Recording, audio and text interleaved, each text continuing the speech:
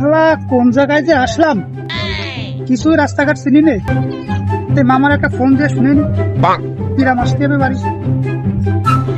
ওই মাল মনে হয় নতুন আছে। মালদার পাইলে তো ভালোই মনে হচ্ছে, বড় লোকের পোলা। আজকে তোর মালিকটা খাইয়ে দিতে হইবে। কিরকম তো বাড়ি আসবে কিছু তো বুঝছিলেন?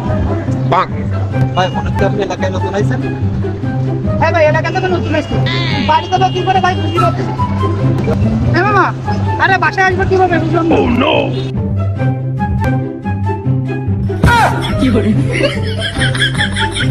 কি করে